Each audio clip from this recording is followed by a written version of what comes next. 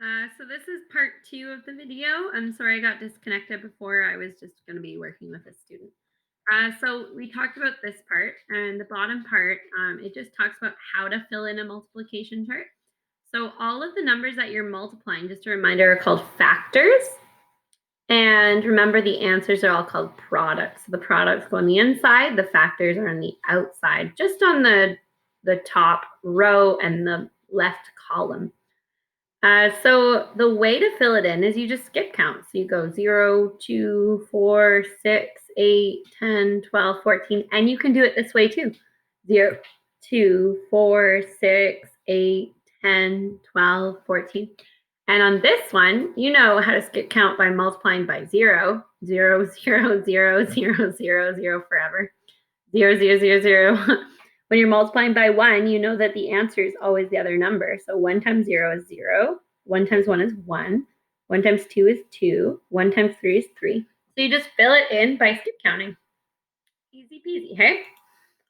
All right, the next one, here's another strategy to fill in the chart. To find 4 times 6, find 2 times 6, and then double it. So if you aren't as good at multiplying or skip counting by 4s, you can always skip count by 2s and double it like we talked about before. So if you wanted to find, what was the equation? It was 4 times 6, right? So if I wanted to go to 4 times 6, and that's kind of a big job, 4 times 6, it's 24. I could actually just go 2 times 6, and that's 12. And I know double 12 is 24. So that would be my answer. So you don't have to go to the times 4 if you're more comfortable doing the times 2. That's all that's saying. So 2 groups of 6 equals 12, or 2 groups of 6 equals 12. Okay. So 12 plus 12 equals 24. That's just another way of looking at it. So it's the same as 4 times 6 equals 24. Doing 2 times 6 twice, right? Excellent. So now is time to look at your assignment.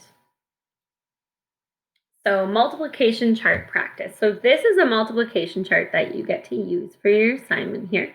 And it actually goes up to 10. You don't need to go past that. So 3 times 6, you can go to the 3, go down to the 6, find where it matches up. Ooh, see the 6 there, 3 there. The answer is, maybe that's the answer. If I'm not sure, I could count by 6's 3 times, 6, 12, or I could count by 3 6 times, 3, 6, 9, 12, 15. I'm not going to say the answer, but all you have to do is use the multiplication chart to answer the questions. 6 times 6, so you can find the 6. You can find the 6. Ooh, the answer is right here. So just so you know, for the first one, which was 3 times 6, you can go to the 3 and go down to the 6, or you can go to the 6 and go down 3. And they give you the same answer, so it works both ways. Just a reminder. 7 times 5, so you can find the 7 and go down to the 5, or you can find the 5 and go down to the 7. Your choice. 5 times 7, 3 times 3, 6 times 6, 7 times 7, 7 times 6. And then how many days are there in 4 weeks? So hint, 7 days in a week. So in 4 weeks times how many days would give you your answer. So I'm not going to tell you, but give it a try. This one's actually worth 2 points. And I'm going to give you one of the points as bonus. So give it a go. If you have any questions, let me know. Good luck.